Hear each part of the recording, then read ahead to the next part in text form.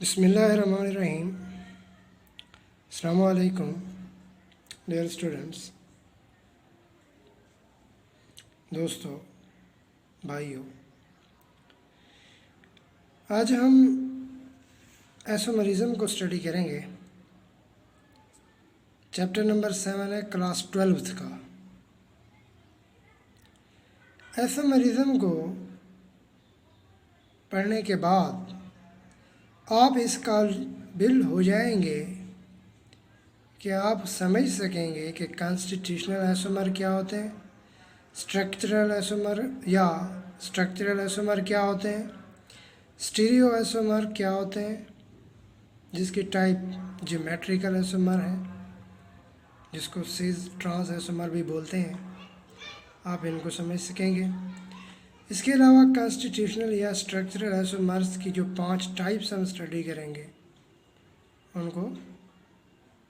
उनकी भी काफ़ी हद तक समझ आ जाएगी। तो आइसोमेरिज्म बेसिकली 2 लफ्ज़ों का मजमूआ है। आप देखें तो ऐसो का मतलब है सेम,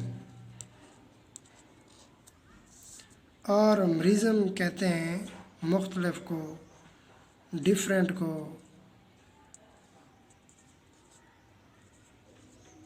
तो क्या चीज़ सेम होगी आइसोमेरिज्म में और क्या चीज़ डिफरेंट होगी? तो जब हम इसकी तारीफ़ करते हैं तो हम कहते हैं दूध compound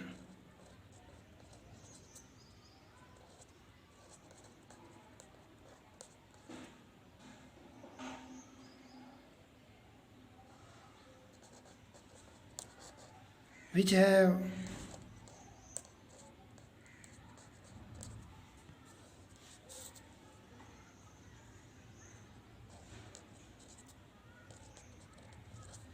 same structural formula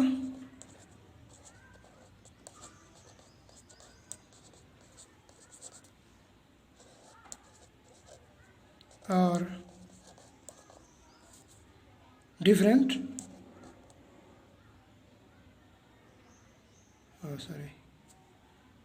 same molecular formula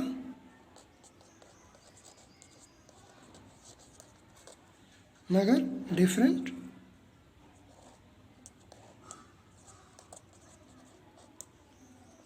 structural formula होगा।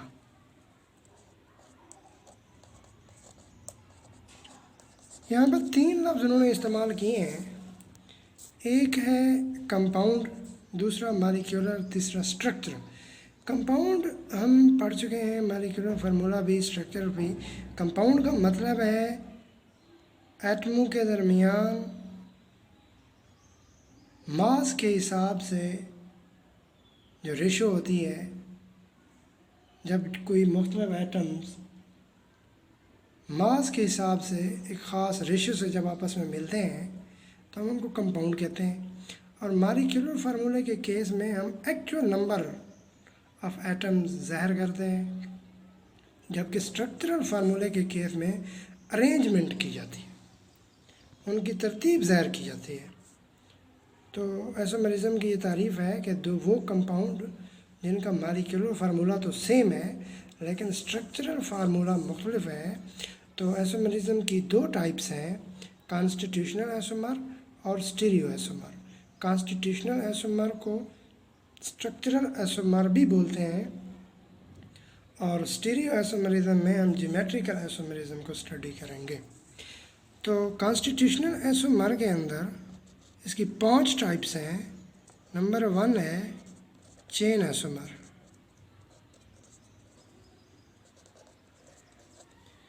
दूसरे नंबर पर आती है पोजीशन आइसोमर, बहुत आसान है। तीसरे नंबर पर फंक्शनल ग्रुप आइसोमर, चौथे नंबर पर मेटामरिज्म भी बोलते हैं इसको। छठे नंबर पर आता है टाटोमरिज्म।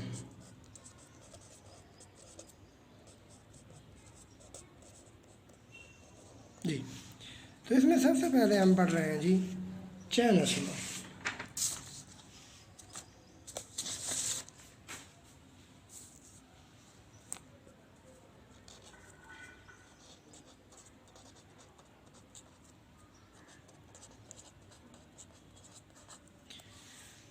दरअसल ये जो कॉन्स्टिट्यूशनल आइसोमर की टाइप चेन आइसोमर है या स्ट्रक्चरल आइसोमर की, तो हमें पहले कॉन्स्टिट्यूशनल आइसोमर के बारे में पता होना चाहिए। इससे मुराद होता है कि दूस compound which have same molecular formula but different arrangement of atoms in same molecule. उसी मॉलिक्यूल में एटम की मुख्तलिफ अरेंजमेंट, लेकिन उनका मॉलिक्यूलर फार्मूला सेम।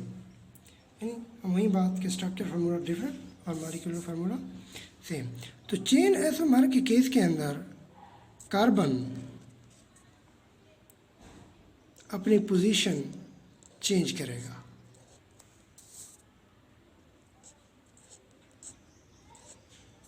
एक, दो, तीन, चार, पाँच लिख सकते हैं हम।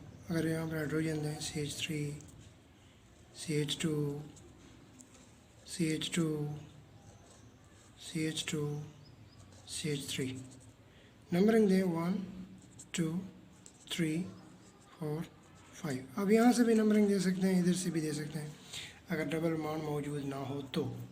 अब इसी फर्स्ट वाले कार्बन को आप फोर्थ वाले कार्बन पे लेके आओ, थर्ड वाले पे लेके आओ, आपकी मर्ज़ी है। CH3 हम इसे फोर्थ वाले पे के लेके आ रहे हैं, तो अगर हाइड्रोजन एक कम हो जाएगा यहाँ पे CH3, फिर वहीं CH2, CH3, ये एक हाइड्रोजन जो कम हुआ था वो यहाँ पे H के पास आ चुका है, लास्ट वाले के पास आ चुका है। तो अब देखें कितने हाइड्रोजन है, 3, 2, 5, 2, 7, 2, 9, 3, 12।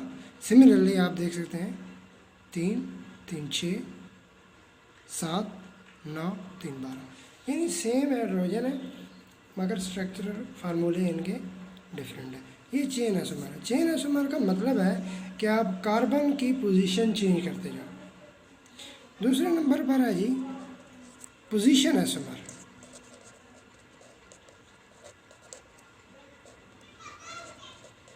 पोजीशन आइसोमर के केस में आप कोई फंक्शनल ग्रुप लेते हैं और उसकी पोजीशन चेंज करते हैं। मिसाल के तौर पर आपके पास ब्यूटेन था और इसके साथ फंक्शनल ग्रुप OH है जो कि अल्कोहल का है, जिसको हम ब्यूटानोल कहते हैं।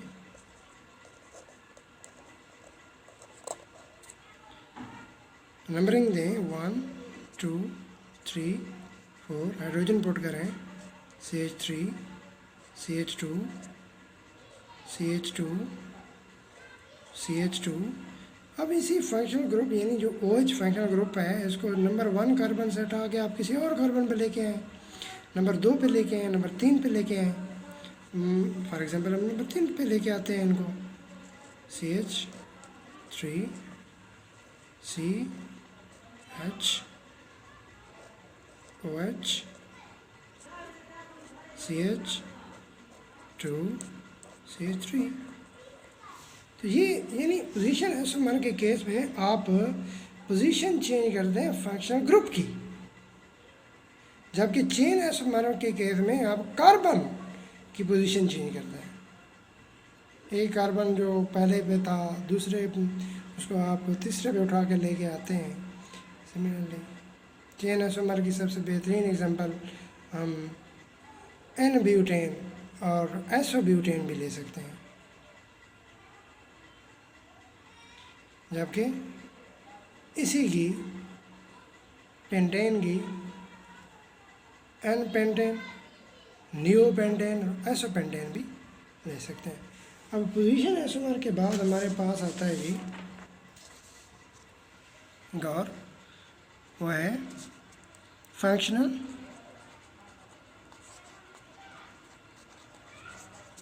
Group isomer.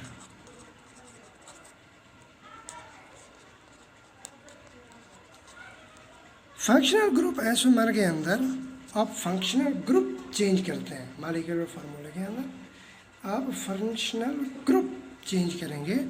मिसाल के तौर पर आपके पास है CCO C, ये क्या है? ये ईथर का फंक्शनल ग्रुप है। CH3 CH2 CH2 और CH3। अब हम क्या करते हैं कि CH3 CH2 इसको हटा के O को CH2 OH लगा देते हैं, यानी अल्कोहल में कन्वर्ट हो गया। पहले ईथर था, अब अल्कोहल। अब हाइड्रोजन और कार्बन की तादाद देखें, 4 कार्बन है, बिल्कुल है। और हाइड्रोजन कितने हैं? 2 3 5 7 9। 3 2 5 2 7 3 10। 2 1 3 3 2 5। यहाँ पर भी 10 है, वहाँ पर भी 10 है। हाइड्रोजन 2 1 3 3 2 5 5 2 7 7 3 10। और वहाँ पर भी 3 2 5 5 2 7 7 3। ये फंक्शनल ग्रुप है। अब नेक्स्ट चलें तो मेटामरिज्म। मेटामरिज्म के केस में आप क्या करेंगे कि एक फंक्शनल को ग्रुप लगाने के बाद कार्बन की जो नंबर ऑफ कार्बन्स हैं वो चेंज करें, तो वो मेटामरिज्म बन जाता है। मिसाल के तौर पर आपके पास कार्बन है 1 है, ईथर फंक्शनल ग्रुप है, C है, CH3 CH2 CH2 CH2 और CH3। अब हम क्या करते हैं कि इस O को यहाँ पर लेके आते हैं, तो क्या हो गया है कि क्या होता है, carbon carbon 4 carbon CH3 CH2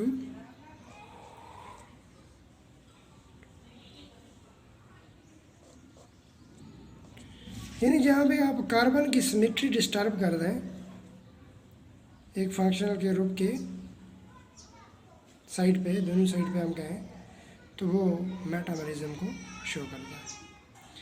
अब यहाँ पर देखें, हमारे पास H3 था, H2 है, 5 हाइड्रोजन, 5 2 7 7 2 9 9 3 12 3 2 5 5 2 7 7 2 9 9 3 12। तो मतलब मेटामरिज्म के केस में आप कार्बन की सिमेट्री चेंज करते हैं, कार्बन फंक्शनल ग्रुप के इर्द गिर्द कार्बन की तादाद को मुख्तलिफ कर देते हैं, जिससे हमें ये हासिल होता है। अब लास्ट जो हमारा टॉपिक है वो है यहाँ पर टैटोमेरिज्म।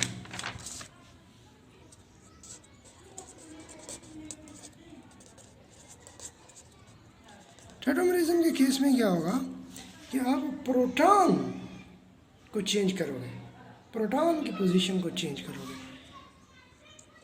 Change position of protons.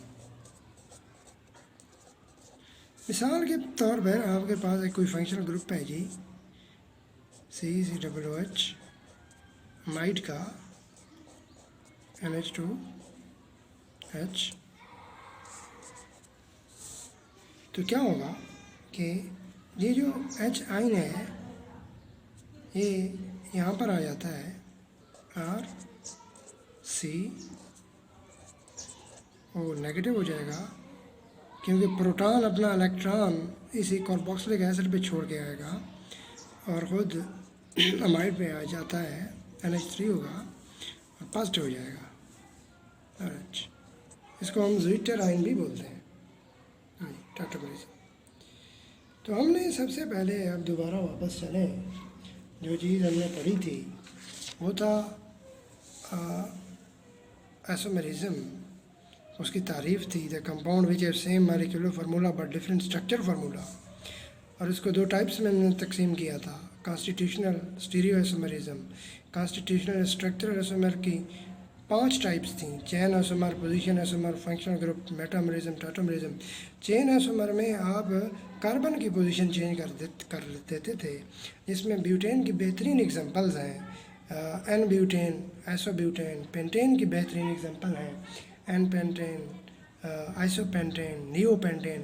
Position isomer के केस में आप पोजीशन चेंज करते हैं फंक्शनल ग्रुप की। फंक्शनल ग्रुप के केस में आप पूरा फंक्शनल ग्रुप चेंज करते हैं।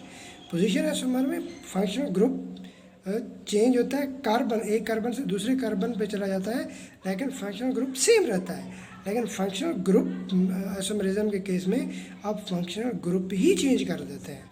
और मेटामरिज्म में कार्बन अपनी सिमेट्री चेंज करता है किसके इर्द गिर्द, किसी फंक्शनल ग्रुप के इर्द गिर्द। टाटोमरिज्म के केस में प्रोटॉन ट्रांसफ़र होता है एक एटम से दूसरे एटम की तरफ। Thank you very much.